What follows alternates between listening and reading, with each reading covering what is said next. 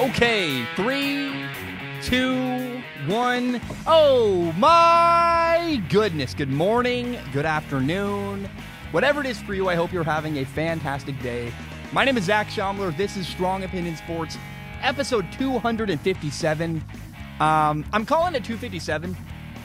Really, this could have been like, what is it, 256.5? It's really a continuation of the last episode, where we talked about Formula One going into the race, and now we're talking about what happened in the race this morning. It's another Formula One episode. Again, if you're a football fan, you're like, hey, don't care, no problem, skip it, love you, see you next episode. Now, this morning I got up at 6 a.m., had my kitten with me, keeping me company, taking notes. I was taking notes, not the kitten. I think that's pretty clear. We watched the Rolex Austrian Grand Prix, and I mean, it was a wild race. I don't think that, way more stuff happened than I expected, and I think that's not normal. I think there was 9 do not finishes. A lot of stuff went on. And I got to say, this was my first time truly sitting down to watch a live Formula One race. I'm new to the sport. I love the sport. I think I know a lot about it. Not a lot, but about the history and what's gone on the last couple of years. I've done a lot of research trying to figure out, hey, what were the storylines last year and 2 years ago, and how has it gone on? But to be honest, this was my first time sitting down and getting up at 6 in the morning here in America to watch a race, and oh my gosh, it was so much fun. So many things happened. Now, I want to start by talking about the guys who retired early. The one that was the worst for me, at least from a fan perspective. Maybe not a fan perspective, but from my perspective, watching Max Verstappen go out early in the race because of a problem with this power unit wasn't fun. It really sucked to watch. I thought maybe he had the best chance to challenge Mercedes, and when he didn't, I went, man, I don't know, I was just very disappointed. Now, here are the other 8 drivers that retired early. Again, this is not something normal. I know I'm new to the sport, but I can tell you, I don't expect every race to be this crazy and chaotic and wild, but we got a treat of a race yesterday, or I guess this morning now.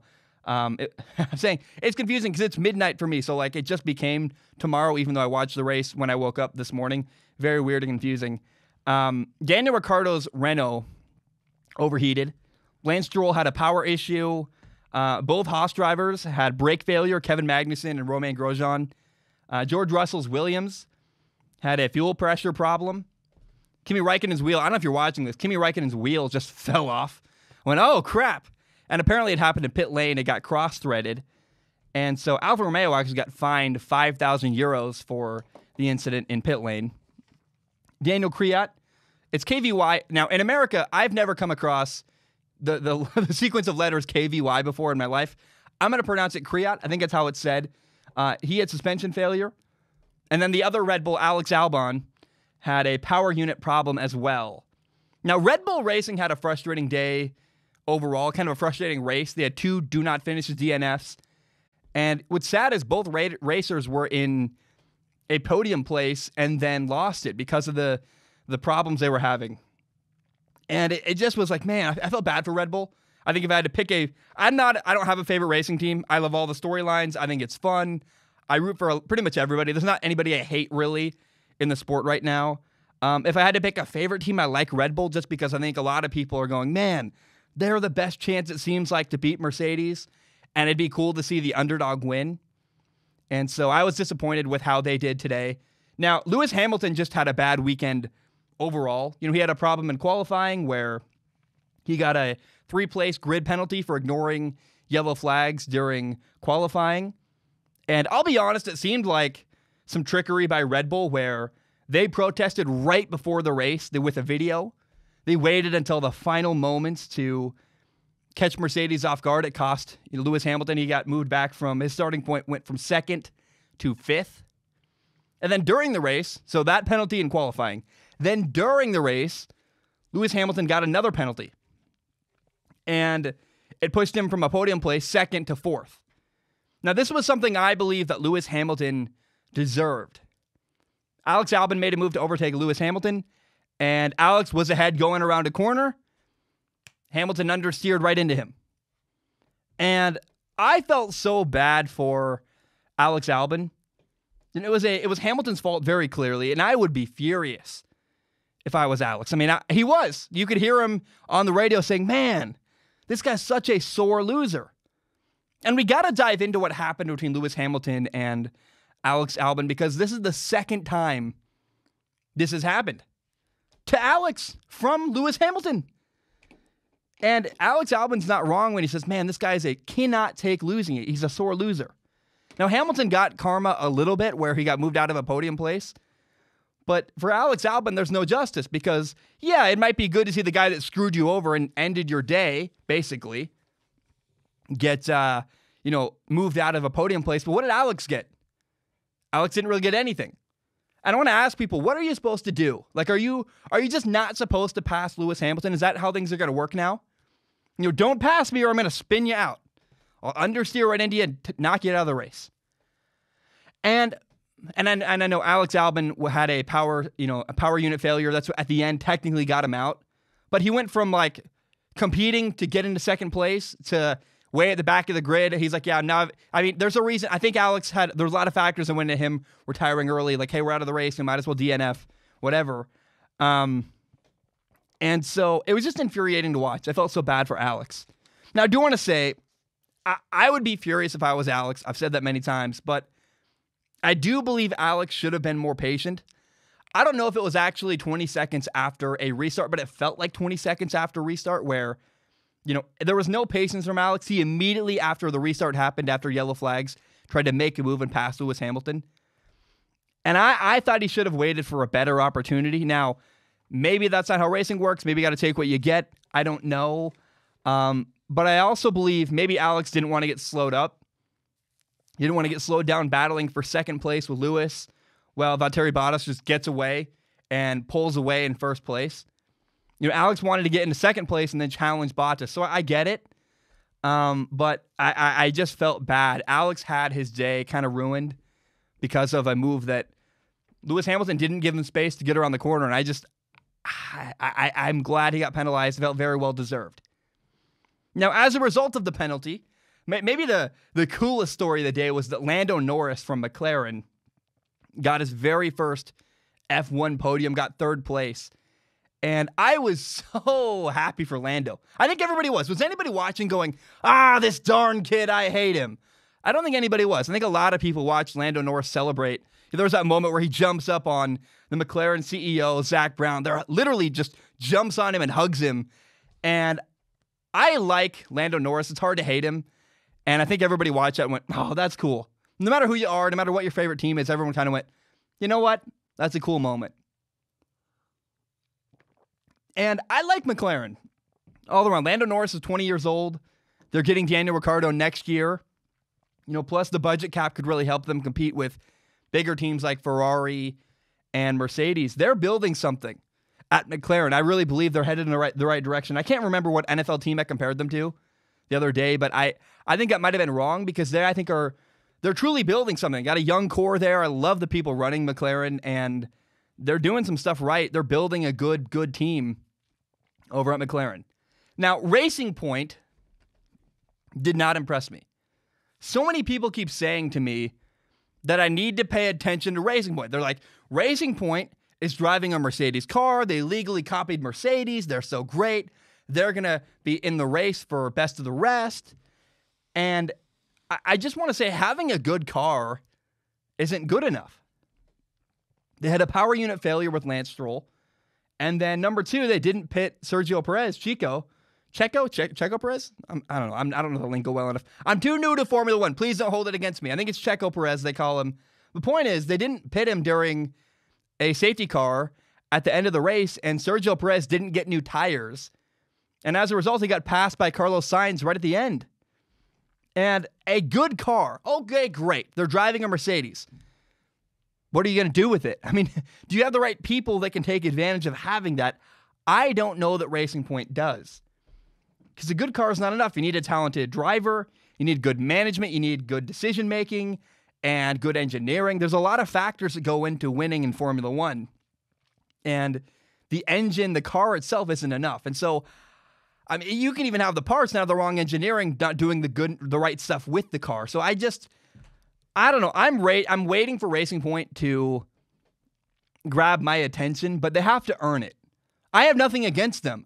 Lance Stroll, I think is interesting. I think he's more talented. He's not just a gentleman driver. He didn't just buy in. He did buy into Formula One, but I think he has some talent a little bit to go along with it. So I don't have anything against them, but I'm just not going to buy in until they earn it, until they prove that they deserve a little bit more respect in the grid of Formula One. Now, the biggest takeaway for me today is Mercedes dominance. And technically, they got first and fourth. Like, if you look at the standings today, they'll say, hey, Valtteri Bottas got 1, Lewis Hamilton got 4th. But if Lewis Hamilton wasn't given a penalty, then they both would have got 1 and 2. And the only reason people even had a chance for Lewis to get a penalty was because George Russell retired, a safety car had to be brought out, and it brought the grid together. So you got to look back and have some context here. At the end of the race, Mercedes was ahead by literally both cars were up 10 seconds ahead of the rest of the grid. I mean, they were so far ahead. And everybody else got kind of lucky. I mean, you could see teams celebrating when the yellow flag got waved and the safety car had to come out. People were celebrating, yes, the grid's coming back together. Mercedes can't just get away easily off this. And so I think context has to be applied a little bit where Mercedes dominated, but they had some bad luck and still won anyway. You got to realize, they were unbelievable. Bad luck. Some things went wrong. Lewis Hamilton got a penalty, but if Lewis Hamilton doesn't get a penalty, if he doesn't get a penalty in qualifying or in the race, or if there's not a yellow car, a lot of things had to go right for Mercedes to not basically sweep the grid today. And so I think that has to be really taken with context.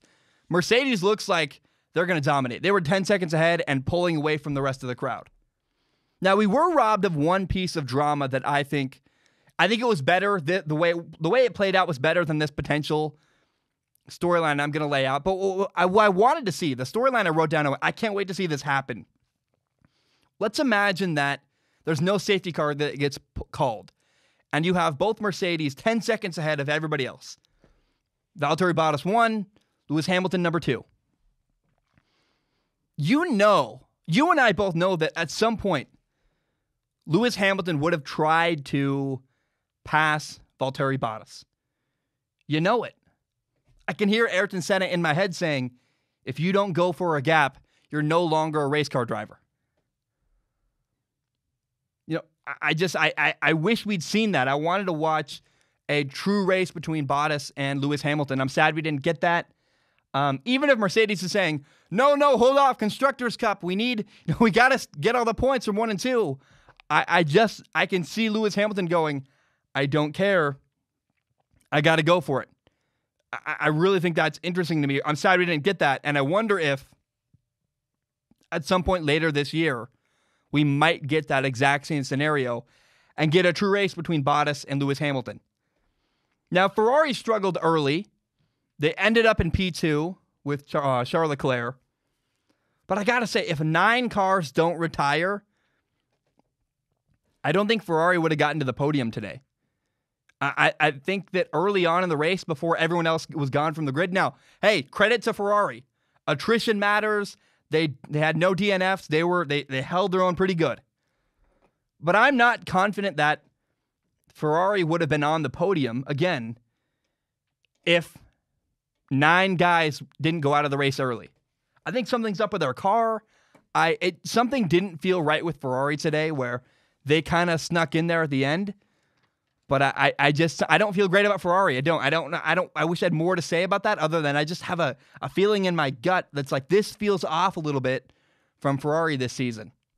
Now, as I expected, Sebastian Vettel drama did ensue. And, Vettel's being replaced at Ferrari next year by Carlos Sainz. Carlos Sainz is coming in, taking Sebastian Vettel's place. And during the race, what had happened to Sebastian Vettel? Ran into Carlos Sainz, spun him out trying to pass him.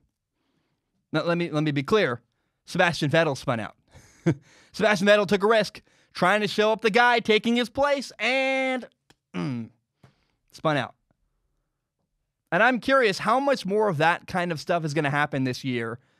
I like Sebastian Vettel. I'm a fan of him. But I think anytime you're being replaced and your ego, I think, is bruised a little bit and you don't care what your team thinks anymore, I think we could see Sebastian Vettel go a little bit rogue this year. And I think we're going to see a little bit more reckless stuff happen where I just go, man, I don't know. Keep your eye on Sebastian Vettel. There's some drama there. And a lot of stuff's going to happen as a result of him getting replaced at Ferrari. Now, he did push back, up the grid, made it back into 10th place, got some points. No, is it 1 point? Not much. And he only beat a Williams. That's pretty sad. I can see the memes. There are so many memes from this race that are going to come. One of them has got to be that, with 9 DNFs, Williams still didn't get a point. Are you kidding me? Now, after retiring today, I'm so glad to see Daniel Ricciardo leaving Renault. It feels like he's had nothing but car trouble since getting there. I feel so bad for him.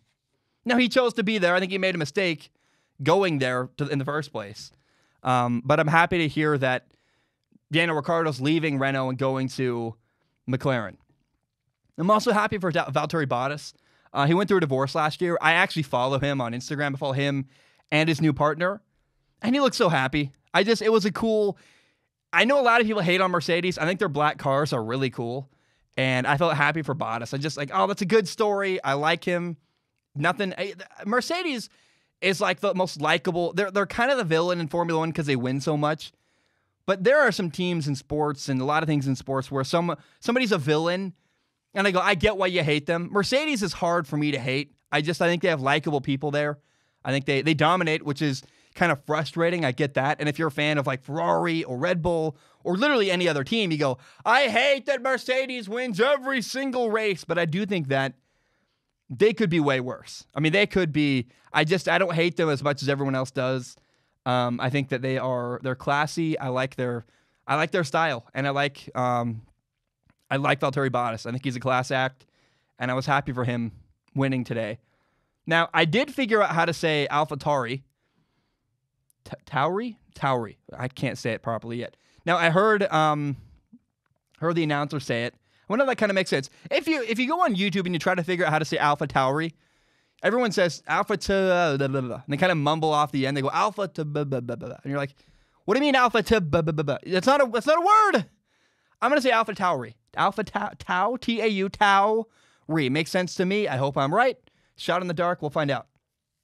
I'm certain people will send me messages saying you're right, you're wrong, whatever. I'm going to say AlphaTauri. Hey, if you hate it, comment on YouTube or whatever. Tell me I'm super wrong and you hate me and that you want me to say it properly.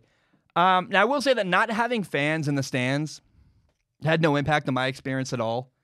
It might have felt weird for the racers, but this is not the NBA or soccer or basketball. Fans don't really have a gigantic impact on a Formula One race. And so watching on TV, there was no impact. It felt exactly the same to me.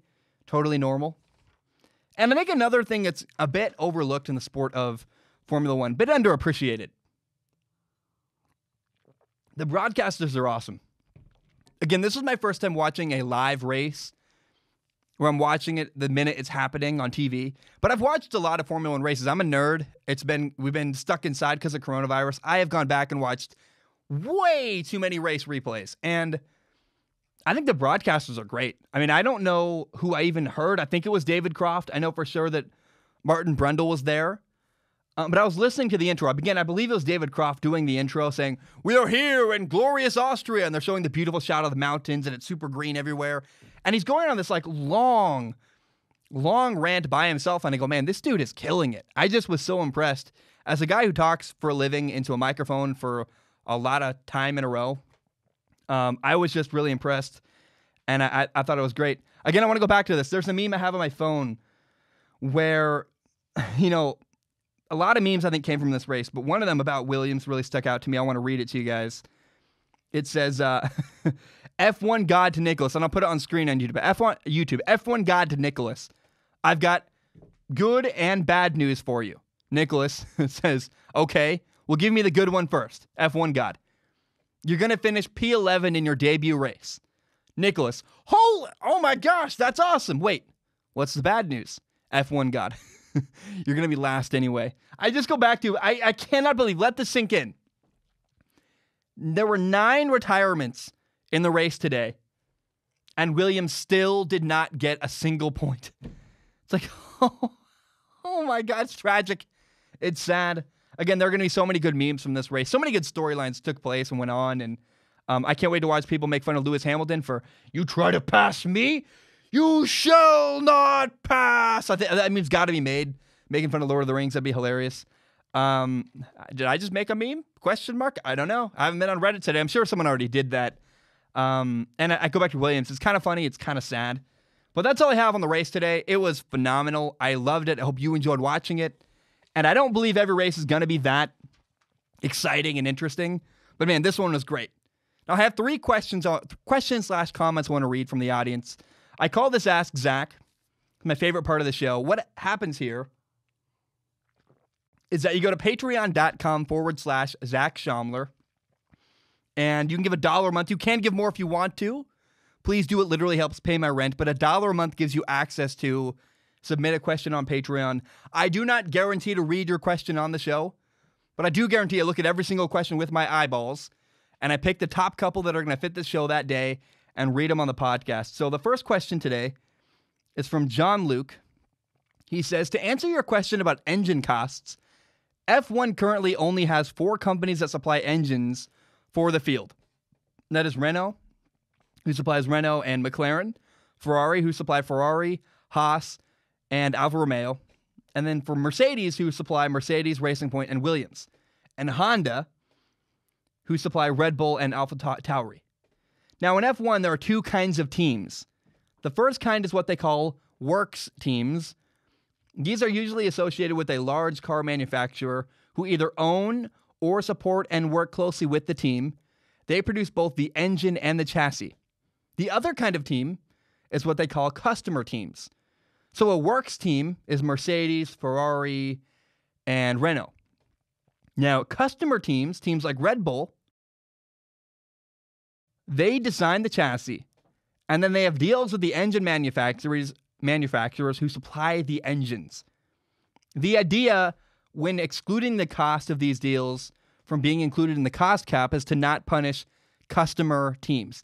That makes a ton of sense. I'm glad you said that to me, John Luke. I appreciate it. Jean-Luc, I'm saying, look, all these, I'm so sorry. I'm from America. I'm an idiot. We talk bad English.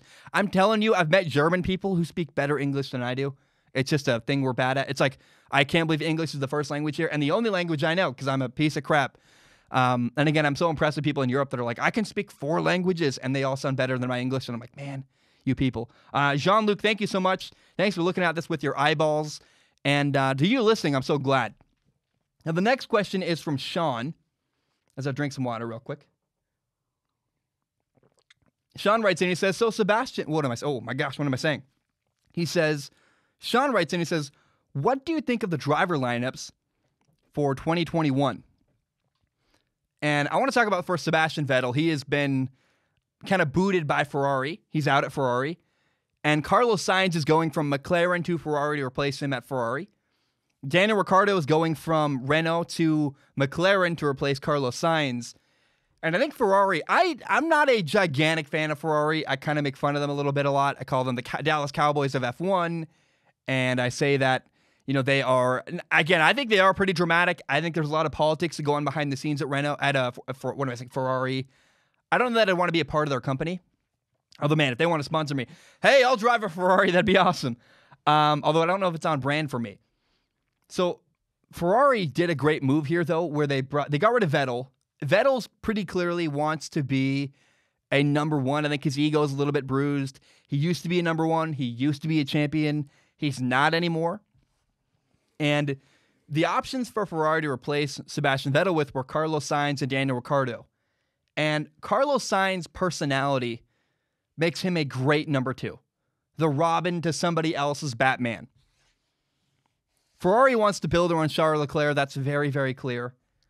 And Carlos Sainz's ego isn't a problem. It's not going to get in the way at all. You look at how he works with Lando Norris at McLaren. I think Ferrari said, we want that. We want him to help mentor our young guy, Charles Leclerc, and he's talented enough to score points and contribute to Ferrari trying to win a championship. I think Carlos Sainz going to McLaren is a phenomenal, phenomenal move for everybody. And I'm happy for Carlos Sainz. Again, Ferrari's political, they're imperfect. But driving for a Ferrari is a huge, prestigious job. And Carlos Sainz, man, good for him. The Spaniard, man, doing well. Cool for him. Now, a couple of years ago, Daniel Ricciardo left Red Bull for Renault. And it seemed like a mistake to me. It very clearly was a mistake. And part of it was likely money. It was pretty clear, like, hey, Renault, what happened, the backstory there is that, Renault, what used to be the works company that sold engines to Red Bull. And you remember, Ricciardo was the driver for Red Bull. And after Red Bull dumped Renault and said, we're not going to take your engines anymore, we're going to go with Honda, Renault responded by buying away Red Bull's driver, saying, okay, we're going to steal Daniel Ricciardo from you. And my guess is by winning the press conference, they paid Daniel Ricciardo a lot of money. So it's maybe very possible that Daniel Ricciardo just said, hey, this is so much money, I'm going to take it even if it hurts my career. But also, my question is, can Daniel Ricciardo handle being Robin instead of Batman? Can he be number 2? McLaren has got 2 good drivers. They're building something. But, it's pretty clear McLaren is building around Lando Norris, this young, awesome guy.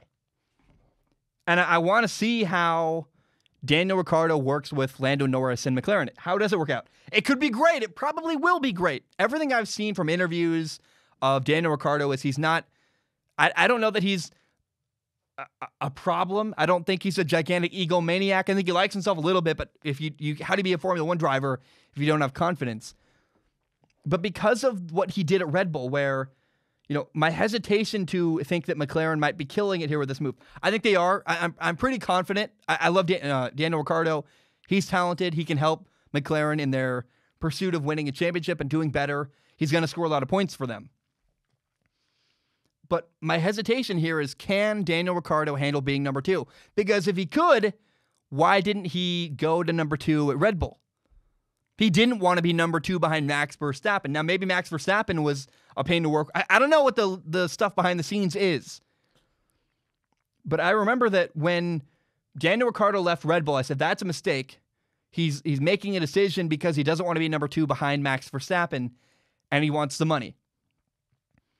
I hope he can handle being number 2 behind Lando Norris. Now, again, Daniel Ricciardo's the senior to Lando Norris, but Lando Norris is a rising star in Formula 1. And I just hope Daniel Ricciardo can handle not being the entire star of the show with McLaren. I think he can. I'm just not 100% because of the way he left Red Bull, where I went, just take a back seat, score a lot of points for Red Bull, and be number 2 to Max Verstappen. He couldn't be number 2 then. Can he be number 2 coming up in the future at McLaren? Okay, Jack writes in. Jack says, a lot of F1 fans are upset with the new calendar because they believe it favors Red Bull. For example, there is a doubleheader in Austria, which is one of Red Bull's best tracks. Do you think the new calendar favors Red Bull? If it does, do you think Max Verstappen has a chance at the Drivers' Championship? And also, do you think that people will put an asterisk on this championship because of the short calendar and new format? I'll be honest, Red Bull did not seem to be favored today. They had 2 DNFs. They didn't, I mean, they clearly know the track well. They were at the front in podium positioning. But I don't think that it really heavily favors Red Bull. You got to realize, Formula 1 had to organize events. And my ex-girlfriend was in event planning. Organizing an event, a sporting event or a basketball game, a racing event, whatever it is, organizing an event is a massive undertaking. You need permission. You need to rent a site. There's so much stuff that goes on behind the scenes that nobody thinks about. And having 2 races in Austria was smart. Logistically, it's so hard to find a location. And it's cheap for teams because you don't have to move everything. To have a race for 2 weeks in the same place, everything's there. It lowers your cost of moving everything. Teams have an easier time. Now, does Max have a shot to win the championship? First of all, again, I don't think that everything was biased towards Red Bull. Now, I love Max Verstappen. Again, if I had to pick a favorite team in Formula 1, it would probably be Red Bull. Again, I don't, but I love Christian Horner. I like Max. I think he's really talented. Does Max have a shot to win a championship? No. No, he doesn't. I wish he did. I like him. But Mercedes, after only one race, Mercedes appears to be very, very dominant. And for Max or anybody else to win, Mercedes would have to massively, massively screw up. Now, will there be an asterisk? I'm sure somebody will. I don't care. But I'm sure somebody's going to say, well, they won in 2020 because it was a weird season and there was coronavirus. And I'll be honest. First of all, no one should ever cheapen winning because winning is not easy. Even if a team wins with a blowout, it's not easy. Winning takes a lot of preparation, logistics, a team. You should never, ever cheapen winning. I hate when people do that. But number two, isn't it maybe more impressive if you win during a global pandemic, during a crazy time where nothing's certain and everything's kind of on the fly? You can put an asterisk, next to winning a championship in 2020, but maybe you go the other way where you say, okay, it's maybe a shortened year and a weird circumstance, but maybe the weird circumstance is why it's impressive. Whoever wins the championship, whatever constructor, whatever racer wins, they found a way to thrive in spite of the adversity all over the world. That's impressive to me. Don't ever cheapen winning. I hate when people do that. People do it all the time. And it's like, you can't diminish winning. It's so hard to win. It's so hard to succeed and make it. When people say you got lucky or this or that, shut up. You know how much work goes into being successful? It takes a ton. And so I just don't believe in putting an asterisk next to winning this year. I want to end the show the same way I always do, which is to say that 4 years ago, my younger brother took his life. And it was really painful. It's the worst thing I've ever been through. And I learned two really painful lessons. Number one, if you're struggling, please go get help. Go talk to a teacher or a counselor or a coach or a professor, whatever it is. Go talk to somebody that can help you. And then go get professional help. But if you're struggling, my brother never came and talked to me when he was having dark thoughts. And I never knew he was suicidal. I had no idea. And one day I walked into his bedroom, found him dead on the floor. It was terrible, horrible, the worst thing in my life. So I ask you, please, if you're struggling, go talk to somebody. You're not alone. Go get help. And if you really have nobody else, as a last resort, if you have no one to talk to, you can call the suicide hotline, 1-800-273-8255, 1-800-273-8255. And now the second lesson I learned is that please make sure that people in your life know how much you love them. Please give people hugs. Tell them, I tell my friends, hey, if you're struggling, I'm here for you. You can talk to me. I care. I want you to make it. I'm here for you. My brother and I only talked about sports and video games and movies and girls, and that's about it. My brother and I never really had a deep, in-depth conversation like, hey, how's life? How you doing?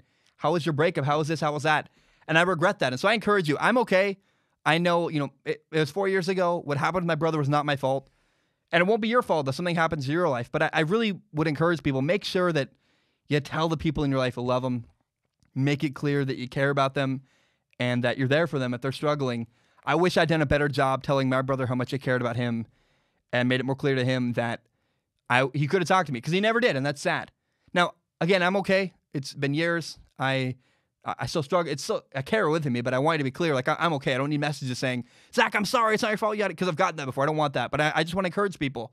Hug your girlfriend. Hug your mom. Hug your dad, your brother, your best friend.